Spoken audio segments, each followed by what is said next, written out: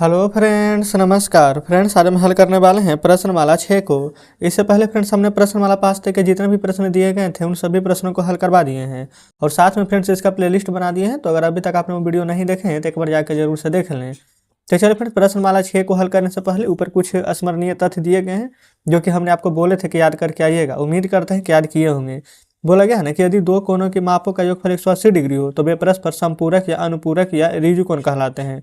समपूरक, अनुपूरक और ऋजु कोण सभी फ्रेंड्स एक ही नाम है। फिर बोला गया है किसी भी दी गई यहाँ पर संपूरक कोण का माप है तो 180 डिग्री में से माइनस कर दीजिएगा तो निकल जाएगा संपूरक कोण। यदि दो कोनों का यहाँ पर जो मापों का योगफल अगर 90 डिग्री होगा ना तो वे परस्पर पूरक या फिर लंब पूरक कोण कहलाते हैं। या तो पूरक कह दीजिए या तो लंब पूरक कह दीजिए, बात हमारा बराबर ही है। ठीक है, अगर यहाँ पर पूरक निकालना है, लंब पूरक निकालना है तो 90 डिग्री में से दी गई कोण को घटा देना है। उसी प्रकार से फिर से नीचे यहाँ पर इन सभी बातों का आप एक बार अच्छे से पढ़ लीजिएगा। अगर नहीं पढ़े होंगे तो आप पढ़े होंगे तो अच्छी बात है। तो पहला नंबर में देखेंगे तब बोला गया है ना कि बताइए निम्नांकित में से निम्नांकित माप के कोणों के लंब पूरक की माप की यहाँ पर कितने कितने अंश की है। तो लंब पूरक अभी जस्ट हमने बताया है 90 डिग्री में से यहाँ पर माइनस कर देंगे ना तो पता चल जाएगा। तो चलिए देख लेते हैं पहले नंबर प्रश्न को। तो फ्रेंड्स हमने यहाँ पर पांचों प्रश्न को लिख लिए हैं। अब यहाँ पर पूरक या फिर बोले तो लंब पूरक, ये दोनों तो फ्रेंड्स एक ही था, हमने जस्ट अभी आपको दिखाया है। तो इसको निकालने के लिए आपको 90 डिग्री में से फ्रेंड्स इसको माइनस करना होगा, तब हमारा यहाँ पर पूरक निकल कर आ जाएगा। तो कैसे माइनस करेंगे, तो क्वेश्चन है यहाँ पर 52 डिग्री, तो 90 डिग्री माइनस 52 डिग्री। और जब माइनस करेंगे ना तो 10 में से 2 जाएगा 8, 8 में से 5 जाएगा तो 3, तो 38 डिग्री आंसर आएगा। उसी प्रकार से इसको जब 90 डिग्री में से 63 डिग्री को माइनस करेंगे ना तो 10 में से 3 जाएगा 7, 8 में से 6 जाएगा तो 2, यानी 27 डिग्री आएगा। फिर 90 डिग्री में से यहाँ पर 30 डिग्री माइनस करेंगे ना तो यहाँ पर आ जाएगा फ्रेंड्स 60 डिग्री। 90 डिग्री में से फिर यहाँ पर आप 45 डिग्री माइनस करेंगे तो 90 में से 45 जाएगा तो आधा हो जाएगा 45 डिग्री। फिर 90 डिग्री में से माइनस करना 88 डिग्री, और 90 में से 88 जाएगा तो आ जाएगा 2 डिग्री। तो इस प्रकार से फ्रेंड्स पहला का सभी प्रश्न हमने हल कर लिए हैं। ठीक है, चलते हैं दूसरे नंबर पर। तो आप देखेंगे फ्रेंड्स ये रहा दूसरा नंबर प्रश्न। बोला गया है बताइए कि निम्नांकित मापों को कोण का यहाँ पर संपूरक कोण या फिर ऋजु कोण का माप से कितना अंश है। तो इसको जानते हैं, संपूरक कोण का क्या पता था, यहाँ पर बताया गया था कि 180 डिग्री में से माइनस करेंगे तो संपूरक कोण हो चाहे ऋजु कोण हो ये हमारा निकल कर आ जाएगा। तो इसमें भी 5 प्रश्न दिए गए, तो पाँचों प्रश्न को लिख लेते हैं। तो देखेंगे फ्रेंड्स हमने यहाँ पर दूसरा का पाँचों प्रश्न लिख लिए हैं, तो इन सभी को हल करेंगे। 180 डिग्री में से फ्रेंड्स इसको हमें यहाँ पर माइनस करना है, तो 180 डिग्री माइनस 120 डिग्री, तो 180 में से 120 घटाइएगा तो कितना प्राप्त होगा 60 डिग्री। फिर यहाँ पर भी 180 डिग्री में से 70 डिग्री को माइनस करना है, तो 180 में से 70 जाएगा तो आ जाएगा हमारा कितना 110 डिग्री। फिर 180 डिग्री में से यहाँ पर 160 डिग्री को घटाना है, तो 180 में से 160 जाएगा तो सिर्फ बचेगा 20 डिग्री। उसी प्रकार से 180 डिग्री में से 1 डिग्री को घटाएंगे तो 180 में से 1 जाएगा तो 179 डिग्री। ठीक है, फिर यहाँ पर फ्रेंड्स 180 डिग्री में से 178 डिग्री को घटाइएगा तो 180 में से 178 जाएगा तो आ जाएगा 2 डिग्री। तो इस प्रकार से फ्रेंड्स हमने दूसरा का भी पाँचों प्रश्न हल कर लिए हैं। ठीक है, तो देखेंगे फ्रेंड्स पहला दूसरा दोनों प्रश्न हमारा हल हो चुका है। अब आगे बढ़ेंगे, चलते हैं यहाँ पर तीसरे नंबर प्रश्न की ओर। देख लेते हैं यहाँ पर नेक्स्ट पेज में देखिएगा, ये फ्रेंड्स यहाँ पर रहा तीसरा नंबर प्रश्न। तीसरा नंबर में यहाँ पर बोला गया है कि उस कोण की माप क्या है जो अपने संपूरक अर्थात ऋजु कोण का 5 गुना होगा। तो चलिए समझते हैं। तो फ्रेंड्स हम यहाँ पर तीसरे नंबर प्रश्न को हल कर रहे हैं। सबसे पहले बोला गया ना उस कोण की माप क्या है जो संपूरक अर्थात ऋजु कोण का 5 गुना होता है। तो हम उस कोण का माप को x मान लेते हैं, लिख लेंगे उस कोण का माप हमें नहीं पता है तो कोण का माप बराबर x डिग्री। ठीक है, तो यहाँ पर x डिग्री का अगर हम संपूरक कोण निकालने का बात करें तो x डिग्री का संपूरक कोण क्या हो जाएगा, तो आप कहेंगे 180 डिग्री में से x को घटा देंगे तो इसका पता चल जाएगा संपूरक कोण। तो आप इसको ऐसे लिख सकते हैं 180 माइनस 100 डिग्री, कोई दिक्कत नहीं है। अब प्रश्न में जो दिया गया है ना तो यहाँ पर लिख देते हैं प्रश्न से। बोला गया था ना जो अपने संपूरक कोण अर्थात ऋजु कोण का यहाँ पर 5 गुना होता है। तो कोण तो है x बराबर, अब उस कोण से कोण कितना है 180 डिग्री माइनस 100 डिग्री, इसी का ना 5 गुना होता है। तो इस प्रकार से आगे में 5 लिख देंगे तो 5 गुना हो गया है। अब यहाँ पर से सोल्यूशन कर देंगे, 18 5 90, 1 0 ये था तो 900 डिग्री, 5 में x से गुना करेंगे तो 5x डिग्री। ठीक है, चलिए यहाँ पर डिग्री नहीं भी देंगे फ्रेंड तो कोई भी दिक्कत नहीं होने वाली है, क्योंकि 5x को अभी जो दाएं तरफ है ना उसको हम इधर बाएं तरफ लाने वाले हैं। जैसे कि यहाँ पर है 1 डिग्री, ये वाला इधर आ जाएगा तो प्लस में हो जाएगा 5x।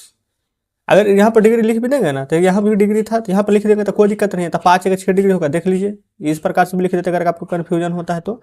5 1 हो जाएगा 6x डिग्री बराबर 900 डिग्री, डिग्री से डिग्री कट जाएगा। 6 से यहाँ पर ये फ्रेंड्स 100 ये कितना बार में कटेगा, 15 6 90 होता है, तो 150 बार में। तो एक्स का मान हमसे पूछा गया था ना कि वो कोण क्या है, तो कोण लिख देंगे आप कि 150 डिग्री, यानी कि 150 डिग्री यहाँ पर हमारा कोण आ गया है। बताइए क्या यहाँ तक कोई दिक्कत है? तो कोई दिक्कत फ्रेंड्स यहाँ तक नहीं होनी चाहिए।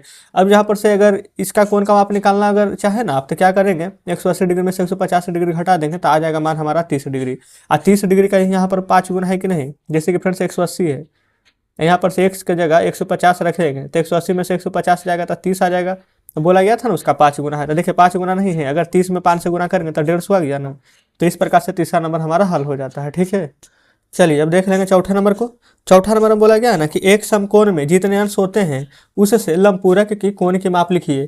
तो सबसे पहले फ्रेंड्स आप ये बताइएगा कि एक समकोण में कितना अंश होता है, मतलब कि समकोण फ्रेंड्स कितना डिग्री का होता है। तो एक समकोण 90 डिग्री का होता है, तो पहले यहाँ पर लिख देंगे आप एक समकोण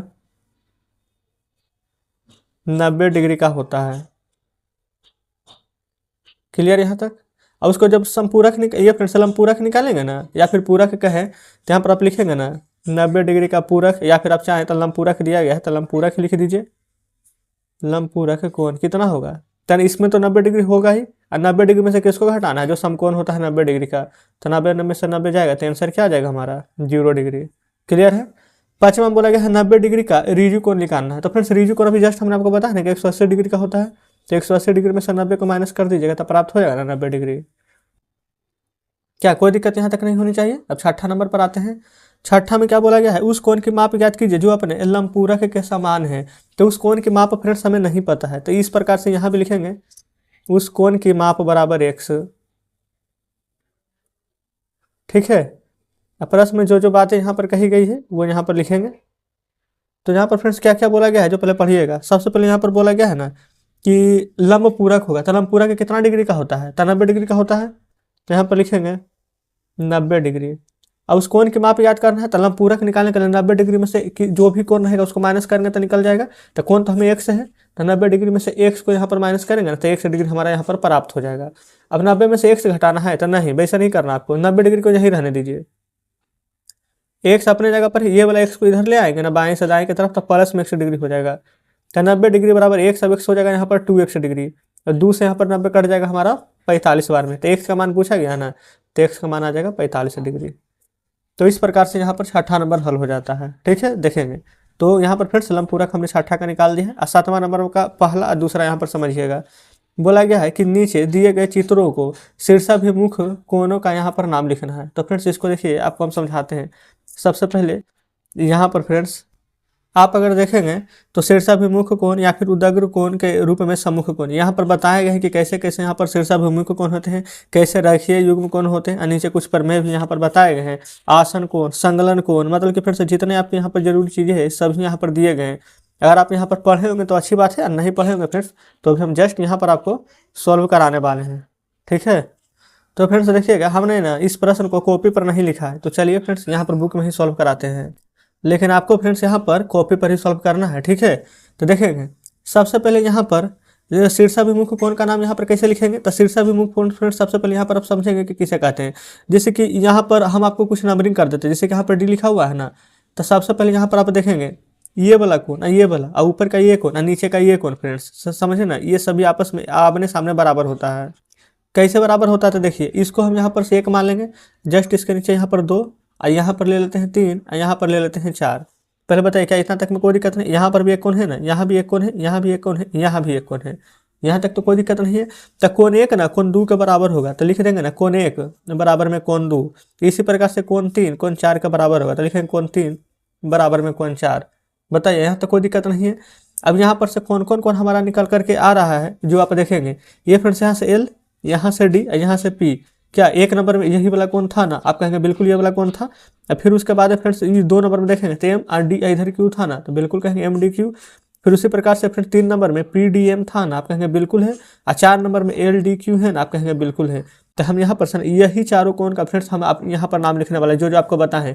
कौन एक है तो यहाँ पर LDP, 2 नंबर में था फ्रेंड्स यहाँ पर कौन MDQ। ये तो हो गया फ्रेंड्स 1 2, और फिर यहाँ पर दे देंगे तथा, मतलब 1 2 हो गया। अब 3 और 4 का यहाँ पर लिख दीजिए। तो तीसरा का लिखेंगे कौन में PDM, और फिर 4 में था LDQ, तो लिखेंगे यहाँ पर L कौन दे करके LDQ। तो इस प्रकार से फ्रेंड्स चित्र हमारा एक का सभी प्रश्न हल होगा। आप इसको कॉपी पर लिखेंगे ना तो ज़्यादा यहाँ से बढ़िया से समझिएगा।